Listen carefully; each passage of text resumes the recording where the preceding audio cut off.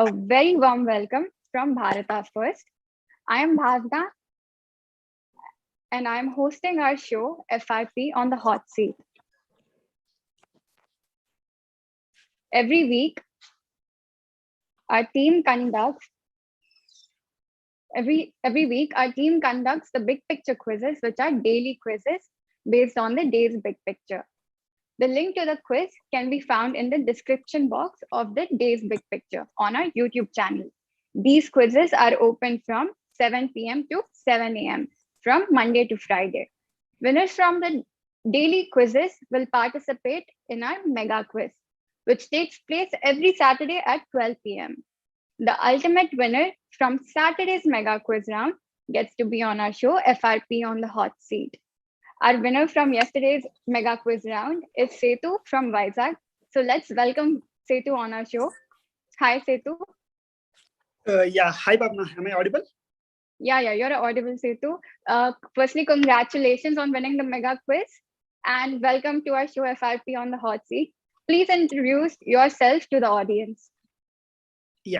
So namaste to all Bharata First audience. It's a pleasure being here. And I'm Sethu and I come from Vizag in Andhra Pradesh. So I've done my BTech and MTech dual degree in computer science and went on to pursue my MBA degree. And then I worked for 2 years with Pidilite Industries as a branch manager. And then I've decided to give civil services an attempt because it's always been on the back of my head. And I didn't want to have regrets that I didn't even try for it. So then I quit my job and then started preparation for UPSC civil services. It's been around 2 years so far. So I've given 2 attempts and that's been my journey. Thank you, Sethu, for that brief introduction. So as you know, we don't have any rules as such on our show. You can ask Frank sir whatever questions you have. So let's begin our show by welcoming Mr. frankrausanpereira. Magic, I'm here. The beard has only grown longer. COVID is impacting us all. Everyone has been hit by COVID really hard. I've not had the time to go down and have a trim, and I've not had the courage to trim my beard myself and have a haircut myself. That's why I look like a bear now. That's what people complain about, especially those at home. But what to do? Such are the times, and this is how life is right now. Congratulations, Sethu. Welcome to Bharata First. Very well done. I didn't get to see the quiz, but I know that the quiz questions and all that are very tough, and the quiz team is doing a fantastic job. So if you won, I'm sure that you've done a great job and you've done well. So congratulations. Thank you, sir. And by the way, the beard really suits you well. So it's okay, sir. Thank you. I'll take that as a compliment. Thank you very much. I don't know how many of them will agree with it. Yesterday, when I was doing a live, I saw someone spamming us on the live chat on YouTube. When will you shave? When will you shave? When will you shave? I think some 100 times in 60 seconds, someone said, when will you shave? So maybe everyone doesn't like it, but thank you. I'll take that as a compliment. Very kind of you, Sethu. So tell us, how was the quiz? How was the experience? It was very tight, sir. In fact, I mean, I was actually lucky to have been the winner, but then everyone was so close. And then I thoroughly enjoyed the quiz competition yesterday. Good, great. And so what is it about people from south of the Vindhyas and winning these mega quiz competitions? Because I think there was one person from Mumbai who won, someone else from either Telangana or Andhra, and then you're the third person from Telugu speaking land who has won now. So what is it? And the first winner I remember was from Coimbatore, a girl from Coimbatore. So, right, so 4 out of 5, this is the sixth one, I think. Yeah. 4 out of 6. Yeah. 4 out of 6 are from south of the Vindhyas. So what is it that you all are doing? You're eating something different? Not really, sir. I mean, I think we've started off, there has to be some start and then it will definitely expand pan-India. I think South has been the start and then slowly it will spread all across India, sir. I'm very sure about it. I'm sure about it too. We'll make it spread even if it doesn't spread. Absolutely. Go ahead, Sethu. The floor is yours. Please, you can take over. Sorry for putting you on the hot seat for 7 minutes. Now it's your turn. Pleasure's mine, sir. So the first question I have for you is that, this is interesting observation I had where, India has, generally we've seen many biographies of mafia lords, politicians, successful cricketers coming up. but we don't have really seen biographies of founders, job creators, entrepreneurs who add a lot of value to the country. And even our economic survey spoke about, ethical wealth creation, which is important. But in India, I don't know, somehow this is general perception where we see value creators and businesses with suspicion. So can this predominant mindset among Indians in general be changed? So, I mean, if so, how do we really embrace the diversity and glorification of personalities as well? Because considering India being such a diverse nation, I mean, how do we even have diversity and, such things? Interesting. So this is an interesting question. It has to be answered in a few dimensions because there are many dimensions to the question itself. Let's start with why we see biographies, or why we see autobiographies, or even films that are made on personalities, and what kind of personalities. We'll take the latest example of MSD. I think there was a movie also, MSD, run by Sushant Singh Rajput. Right, sir. So it becomes easy to promote someone who's already a star. So you don't have to spend on promotion. Half your promotion is already done. People know about it. So it becomes easier. If you have to promote something else, then you have to build a story around it. And there is a general perception among the people at large that when it comes to businessmen, there is something fishy always. And hence people want to stay away from businessmen. The moment you talk about Ambani, there is always a sense of, "Arey, kuch na kuch locha hoga isme." That is the immediate sense that comes to mind. Because if you go to see, people have started, or businessmen have started CSR activities right now. But do they really make change at the grassroots levels, or is it just like a hogwash? That is something that we need to go into. Why is it that the rich keep getting richer and the poor keep getting poorer? And those who are in business continue to get richer. Why is it that a family of 3 or 4 needs to have, I don't know what, 40-story house or 28-story house or whatever it is? I mean, why do you need to have all of that in your house? Why can't you do something else for the people who really deserve it and who really need it? Yes, they do charity. I'm not saying no. Businessmen do charity. But what is the proportion or fraction that they keep aside for charity or for CSR? Looking at everything that we've seen in the recent past, we've noticed that, there is something that is amiss. And hence it is easier to make these biographies or documentaries or movies on personalities who have large scale appeal. I'm not saying that the film stars or the cricketers or these biographies are made on are going ahead and doing too much charity either, but at least there is less controversy. Right. And people look up to them as heroes, so it becomes easier that way. The second part of your question about how do we ensure that everybody comes on board, and how do we take everybody along, and how does this perception change? It's difficult to change this perception, but the work that you do will automatically ensure that the perception amongst the public changes. We don't see the Tatas in the same light that we see some other business honchos in. Why is that so? It's because that the work that the Tatas have done at the ground level has touched every person, and people get to feel and see it. Whereas when somebody else comes up with some kind of a company or some kind of a platform to say that, I will give you free internet connection for the rest of 5 years, or I'll give you internet connection at a nominal fee, there is immediately a doubt saying, after 5 years, what's going to happen? Something is off here. That is the first thing that comes to your mind. Whereas when the Tatas do it, because of their track record, you don't get that kind of a sense. So it is up to the people at large who are doing these things also to go ahead, engage with society and make that difference. Only then will the perception change. And there is so much to do in our country. It's not like there isn't much to do. There is so much to do. Each and every person can do so much to help each other out. Whether the intent is true or whether the intent has an ulterior motive is what people look through. And people have learned to read between the lines now in India.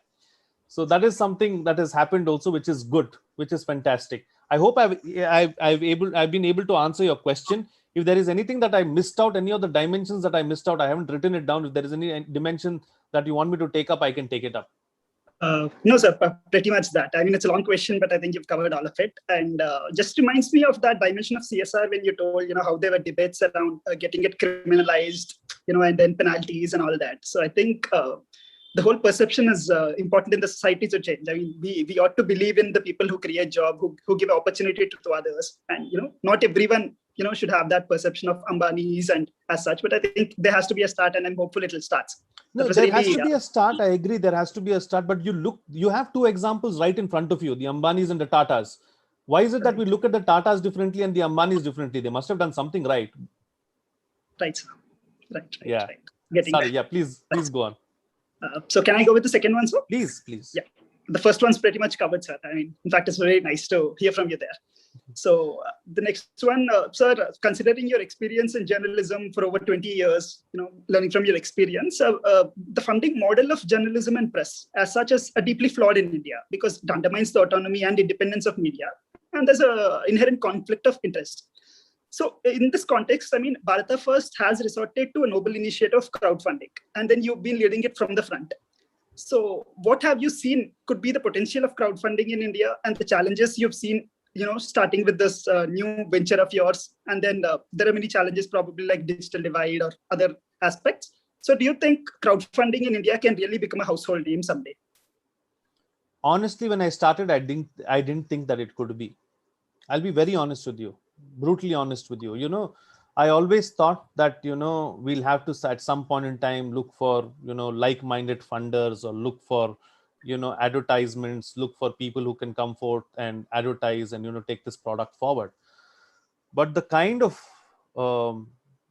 collections that I've seen from the crowd, it's still not reached a level which I would like to. It's still not self-sustaining. It is nowhere close to self-sustaining as well. We still have a long way to go. We are not even 1/4 of the way as far as sustainability through crowdfunding is concerned. So I'm still spending out of my pocket. Right. But still, I'm overwhelmed with the kind of response that I have received. To be honest with you, I didn't think that I would receive such a kind of a response. Subscribers, views, I knew would come because I have always believed in one thing. If you put out good content, people will watch. There is a dearth for good content in this country, not just in this country, in this world. And if you put out good content, people will definitely take to it. There is no doubt about it. This was something that I was very clear about. And I was very confident in my ability to put out good content. So content was never going to be an issue. Funding was going to be an issue. And I knew that it would be a problem at some point in time, because how much will I keep spending from my pocket? I'm not a rich person. I don't have deep pockets. I'm not China. I'm more like, to give you an analogy, as much as I don't like Pakistan, but I'm like Pakistan when it comes to the economy. Right. So to give you an analogy, I'm not China, I'm Pakistan. So yeah, but then the response has been phenomenal. People contributing 2 rupees, 1 rupee. People, the other day, a story that came through, someone just messaged me on one of the comments that I was reading on one of the things that I did on YouTube. I was so touched. I actually literally started crying. There was someone who earned his first 600 rupees by taking tuitions. First earnings. Out of that, 200 rupees he contributed to Bharata First. Imagine how I should feel. Right? And the other 400 rupees, he bought a novel for himself. It literally made me cry. When I have this kind of support, when I have this kind of love, it only makes me want to work harder. I only know that the future is brighter, and I know that more people will come forward. And I'm working 20 hours a day. I have not worked this hard ever. People have been asking me about, are you sick? Are you not well? It's lack of sleep, but I'm not sick. I'm healthy. Bharata First is driving me. I do my meditation, I do my yoga, I do all of that, and I'm staying healthy. I'm in perfect health. For those of you who are concerned about my health, thank you for the concern. I'm really happy that you have so much of concern, but I am healthy. Let me tell you that I'm healthy and I'm fine. And I've never worked this hard ever. And Sethu, I had it very easy at Rajya Sabha TV.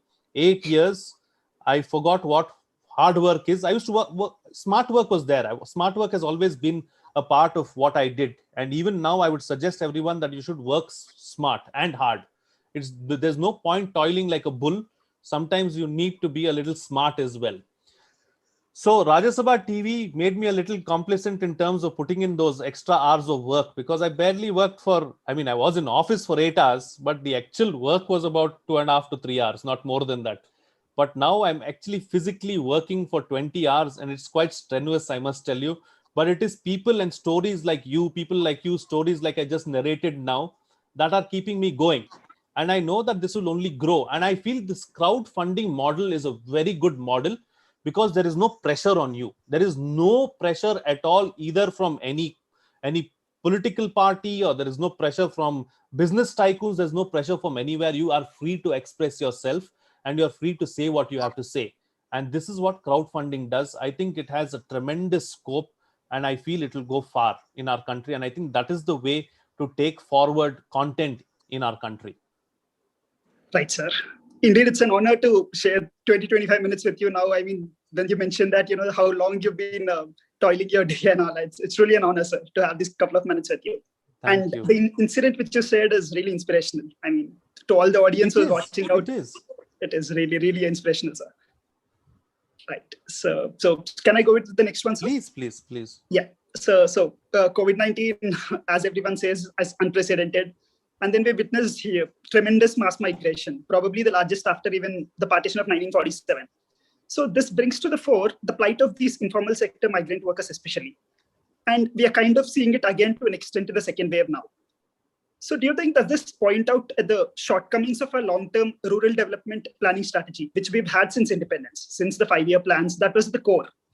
And then the whole, is it actually showing to the inability of our Bharat to meet the aspirations of people, amid these widening disparities, and when we are looking forward to an aspirational India? This connects, we have to make connection again to the first question that you asked. Clearly, there is a disparity. Like I said earlier as well, the rich are getting richer, the poor are getting poorer. The pandemic has also come as a blessing in disguise for us to, take a relook at our policies and to take a relook at everything that is going wrong with our country. And there are several things that have gone wrong, starting first with the healthcare infrastructure. It has been thoroughly exposed. Rural, development has barely taken place, and it hasn't taken place the way we would have liked to see it take place. But one more thing that has happened as a result of the pandemic is many people have gone back to their villages. Many people have gone back home. We've seen agriculture pick up. We've seen people realize that there is still a life back home. So the people themselves can somehow pick up the pieces. It becomes a little more easier. Agricultural output has gone up, and we are doing far better than we have done over the last 2 decades on the agriculture front. There is still so much more that needs to be done. Small countries like Netherlands and others outdo us when it comes to white revolution or dairy products. A country which reveres cows, a country which reveres, dairy. If we can't do it here, then where can we do it? Simple things that we need to get right. Why can't we get food processing units in place? We want to spend so much. Why don't we actually spend on infrastructure in rural India? Why do we have to get our cities crowded? Why can't we ensure that we have small little hubs in tier 2 cities and elsewhere too? The cottage industry has been so badly hit. What are we doing to revive the cottage industry or the small scale industry? Skilling is key. We make big claims about skilling India and all of that, but it's actually not happening on the ground. We have wonderful schemes. I've said this before as well. We have 100 too good schemes, right? But we don't implement them. That's the problem. The key is the implementation. We should ensure that we empower those people on the ground at the grassroots level who actually do the work. We should give them a little more of a free hand. Stop burdening them with paperwork. Stop burdening them with goals that they have to set and meet. If these people keep only filling papers and only trying to get their boxes ticked, who will do the work on the ground? Because during the pandemic, we've seen that all the administrative staff, the bureaucrats and others, rather than actually doing the job that they should be doing, are busy by the political pressure put on their political bosses about doing all the paperwork and ensuring that those numbers are thrown in good light. We should rather focus on these more important things to get the work on the ground, and that is what the key focus has to be. We've tried, it's not like we've not tried. Digital India has been a good thing, Digital India has been a successful story, but somehow at the last minute or at the last point, last mile connectivity that we talk about, the last mile connectivity even here is a problem. That is something that we need to change. I think the pandemic has changed that to some extent, but we can't let the momentum go. We need to continue the momentum. And as far as migrant laborers are concerned, I think they have borne the brunt of it. But who hasn't borne the brunt of it? Each and every one of us living in India today, I don't think there's a single family or a single person who can say that he's been unscathed by the pandemic. This pandemic has hit everybody hard. Everyone has lost near and dear ones. Everyone has lost time. Everyone has lost energy. It's the same. It's a clean slate for all of us. And we've all been through it. So we have to pick up the pieces, and I hope that our political leadership has understood and realized what has gone wrong and what we've done, and they do something about it sometime in the near future. We can only hope. What else can we do? The other thing that we can do is, instead of having 10 lakh people get into the UPSC or try to get into the UPSC, maybe we can get those same 10 lakhs to get into politics and change the system where they truly can, where they don't have to listen. Rather than listening to bosses, you can be the boss and ensure that the work is done. That is what we need to focus on. And if you can get this set of people both in the civil services and in the political class as well, that will be the ideal dream. We don't need anything else. The problem, both these hands need to work together. They are not two hands from two separate bodies. They are two hands of the same body, and they need to come together like this, like when we do Namaste. The civil service and the political class need to come together and work together. Only then will we see better implementation of the schemes, and we'll see a better India being built. Right, sir. Right. And it kind of actually resonates with a lot of aspirants watching this. I mean, the tremendous and overwhelming, number of aspirants preparing for civil services, and, it totally resonates with them as well. Absolutely. It's a dream, and you should not give up on the dream. You should not give up on the dream, because it's a dream prospect. It's a dream to serve the country, and everybody should have that dream of serving the country. Please, by no means, give up your dream. But also, it's good to have a plan B in place also, because you never know. In life, nothing is certain. Life throws up many uncertainties along the way. So that is how you need to deal with it. But along with getting into the civil service, if we can get into the political system and political class and change the system as well, that is when we will see true progression of our country. Right, sir. Right. Yeah. So, and also the whole rural development idea, it happened in this context. In the recent papers and all, we've been seeing how, the Q4 results of companies have been coming out. And a lot of FMCG companies have been posting that rural India has been their growth engine, like in the pandemic. I mean, it's been, probably the future strategy for them as well. But then again, we see, as a paradox that by 2040, 2050, we'll see about 40% of people living in urban India. So, I mean, if the rural itself can be made an attractive proposition, so there's this clear paradox which we see, sir. So that gave the whole thought of, what is about rural development. And then indeed, absolutely. You told the right set of points to be struck, sir. Right. Great. And before we continue, I just want to make a point. Lot of UPSC aspirants and a lot of people aspiring to go into the civil service watch Bharata First and watch the program. So I want to give a caveat here. Please use the points that I'm giving as constructive information that you can use in terms of an argument by quoting someone to write your answers or to build your ideas in your head. But don't blatantly say what I say, because here I'm a bit of a motor mouth, and I say what I say what I want to say, and I say what I feel inside. Maybe that might not be the right approach for your civil services exam. And in the civil services, times have changed now. People are looking specifically to get into, to speak the language of the government.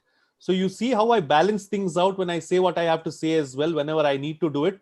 So you're free to make your opinions, but also remember to bring in some kind of balance when you're doing it, so that it doesn't look like you're coming from a position that is contrary to what the government is saying, because at the end of the day, it's a government job and you're aspiring to be in the government. So how can you go against the line of the government? That is something that you need to keep in mind. I just want to give you a warning to not blindly follow whatever I say.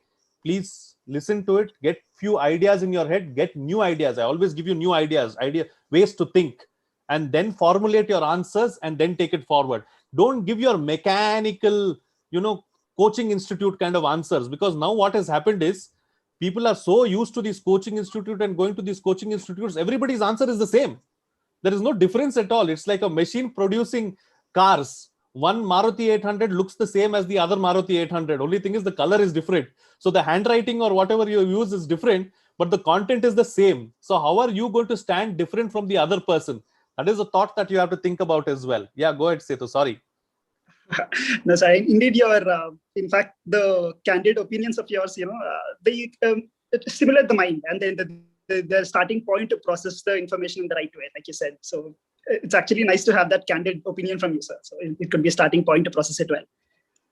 Thank you. So I have one final question for you, sir, today. And so, international affairs is one strong area where everyone's so interested to know, and nobody better than you can do that well for us. So in these heated debates of diplomacy, international foreign policy debates and geopolitics and all that, in your opinion, don't you think, basic people-to-people relations and, and crowd perception management about people from some other country takes a backseat, and, it has to be given due weightage as well. So this kind of comes from the context of a personal experience where I have done some international travel, and I've seen, foreigners look down upon Indians with some, due to some bad experience in the past, and and it's difficult to change that also. So that comes from there. So there are two aspects to this. One is, actually there are three aspects to it, or I would like to take it up in three aspects. One, we Indians also are to be blamed because of the way we react and we behave when we go abroad. Some of the things that we do are quite obnoxious and quite atrocious. The first time that I went abroad was not the first time. Well, the second time that I went abroad, my wife and me were traveling to Thailand.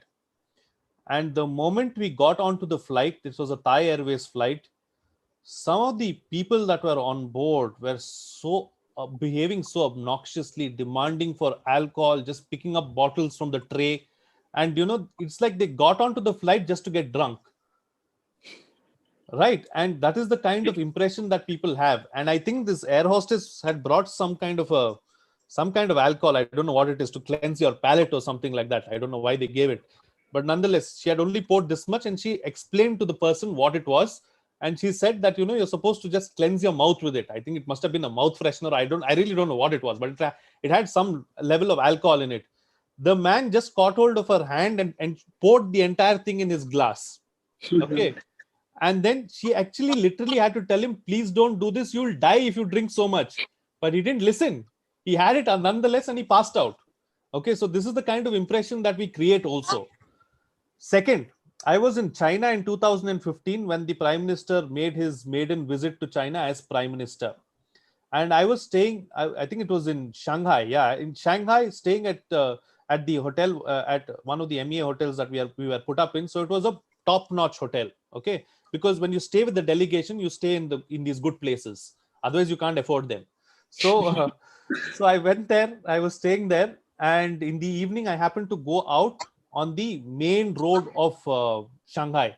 I don't remember the name of the place, but these billboards and all these things that you see in the movie, that kind of a place. It felt like it was seen out of the movie. So very upmarket kind of place.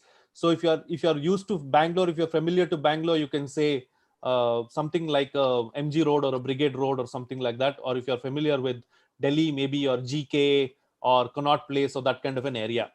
So it was a posh area. So when I walked out and I was walking on the road, and finally I got to, to the back alleys. If you go to Connaught Place, there are three circles. So the inner circle, the middle circle, and the outer circle. The middle circle is one of those places which see where, people used to throw all the garbage out and all of that from the restaurants, from the hotels. So I happened to walk past on that kind of a place in Shanghai. And you won't believe it. Every 10 meters, there was a girl holding my hand, trying to pull me inside the brothel. And they were all brothels. and they were all saying young girls, Indians like these girls, come here. Okay, and that is the kind of impression that Indians have created there. And so much so that some of these prostitutes also had entered the hotel and all of that also. And then I actually had to go and complain to the GM, and he said, sir, but I'm sorry to say this. And he was a German man, the person who was the GM. He said, I'm sorry to say this, but unfortunately, I don't know how to say this. I said, no, you tell me what it is. He said, but unfortunately, a lot of Indians come here for it. So it becomes very difficult for us to stop this. So this is the kind of impression that people have about Indians, right? And this is what they go for. I'm not saying everybody does that. I remember one infamous thing that happened during the first lockdown also. I think it was in Bangalore or Mumbai. I can't remember, somewhere. So these local authorities were posting posters outside people's house saying that this person has come from abroad, so this person has to be quarantined for 2 weeks. So there were two fat men somewhere, I don't know, in Bangalore or in Mumbai or something. So the poster was put outside their house, and they didn't inform their wives at home that they had actually gone to Thailand for what, I don't know. So, but then they had told their wives they are going to Bangalore or Chennai or something for some meeting, and they were caught red-handed because the government knew that they had returned from Thailand, and they were caught red-handed. So these are the things that we are up to. Married men going and doing things like this, married men with children. So how can you expect others to have? So it becomes like a perception that Indians generally are like this. So that is something that we need to change. That is one. Secondly, when we ourselves have the choicest of words for our prime ministers and for our chief ministers and for people, for our president and others, how can you expect the others to be any kinder to them? Forget about the people. I'm not saying anything about the people. I'm not naming the person here. I'm talking about the post. Prime Minister, President, Chief Minister. Respect the position at least, right? Criticize. I'm not saying don't criticize. Constructive criticism is good, but maintain some decorum when you use this criticism. Have you seen the kind of language some of these YouTube influencers and others use? It's obnoxious. Why would, if you do it, so it gives the others a license. Ki, Are Indians only are doing it, so we also can do it. So that is another thing that we need to change as well. And generally, the Western media also has a biasness when they report about India. And it comes from a place of bias. So the people also sit and read that and understand that and think that this is the truth. We need some kind of counterbalance and someone to counter these opinions as well. Only then it will change. Right, sir. And in the diplomacy front, can we do something there, sir? Diplomatically, we are doing very well. From the diplomatic side, I think our diplomats are doing wonderfully well. We've seen a lot of change. We've seen a lot of awry situations being turned around into positives without any kind of intervention. Look at how we have changed things in Maldives. Look at Sri Lanka. Despite the Rajapakshes being in power now, we thought that the situation would be so bad in Sri Lanka as a result of the Rajapakshes coming back to power because of what they did in the previous term. But things are better. Things are much finer now. Look at what's happening in Nepal. Whom has KP Sharma Oli tied up with? The Terai parties who are so close to India. So his rhetoric at some point in time towards India will have to stop. All this is Indian diplomacy, right? At work. I mean, you can't openly say it, but as students and aspirants, you should understand what goes behind the lines also, and you should learn to read between the lines and understand what's happening. So on the diplomatic front, we've done well. It's been a great success story for us with regards to what we've been able to do diplomatically. Look at how many countries are coming and supporting us despite all the pressure from the West and despite all the pressure from China and Russia. Russia is still a very good friend. If it was anybody else, Russia would have been an enemy by now. Look at how we had the successful Vladivostok summit as well. We had never gone there before. So for all those of you who are saying that, oh, Russia has become so bad, Russia is no longer a friend, we are not treating Russia right and all of that, that's not the case. Russia is still a very good friend, and so are all the other countries too. We have problems with Pakistan and China. We can't help it. That is the issue that we have to deal with. But we are dealing with it. It's not like we are not dealing with it. We have done well. We have some ace cards as far as China is concerned. We have the Taiwan card that we can play at any point in time. We have the Xinjiang card that we can play at any point in time. We have the Hong Kong card as well. But we also need to understand and respect the fact that China has not meddled, or not directly, but at least China has not openly spoken of, maybe indirectly they have through Pakistan, but openly spoken about Kashmir. That is something that we have to keep in mind. So for all of them who are saying that Taiwan के बारे में बात करो, शिनजांग के बारे में बात करो, हांगकांग के बारे में बात करो, क्यों नहीं बात कर रहे हो? What has China said about Kashmir? So that is, if they start speaking and they start troubling us there, it becomes a big issue, right? So on that front, we've done well. And I think on the foreign policy front, we've done fantastically well. Diplomacy as well. Right. It actually is a new experience this time, sir, listening to your personalized experiences, like, your personal opinions and then your all incidents that you've come across. So I think this really helps us, sir, because like you said, the mechanical answers people write and the thoughts they try to put into their preparation mode. But I'm sure everyone has a personalized experience in their own life, like their own experiences in the past, and that they can definitely put it, across during their preparation. And then this definitely finds relation from there, from what you actually told. It's very important because that is when your personality comes out, right? That is when people know who you are, what you are. If everybody copy paste the same answer from the same book, how is your answer different from my answer? You'll get the same marks. You'll get this, but imagine if you add some value to it. So then the examiner or the person who's correcting it will automatically be forced to give the person who's adding value to it a little more marks. Right, sir. You give the mechanical answer also, but ensure that you add value to it, which forces the examiner to give you more marks. That's how you will get more marks than the other person. Right, sir. Little lengthy answers today. Sorry, took some time, but what to do? Your questions also were tough. Your questions also were good. It had to make it. I had to think so much more today. Thank you so much, Sethu. Really a pleasure having you here. I hope I've done justice to your questions. Absolutely, sir. It's truly been a privilege, sir. Thank having you. this hot seat with you, and wonderful, sir. Wonderful experience. Thank you so much. I'd like to wish you all the very best in your future endeavors. You'll go far. You're a smart young man. I have no doubt that you have a bright future ahead of you. Whatever it is that you plan to do, my best wishes are with you. And I hope for the best for you as well. Thank you, sir. Thank you so much. Thank you, Sethu, for being on our show. I'm sure the audience enjoyed this round of Hot Seat. A big thank you to Frank, sir, for giving us his valuable time. If you are someone who wants to be on our show, then you can start by participating in our big picture quizzes. If you want to contribute to our channel, then you can use the UPI ID that we have in our description box below. Please like and share our video, subscribe to our channel, and follow us on all our social media handles. Until next week, when we see you again with a new winner. Thank you. Namaste.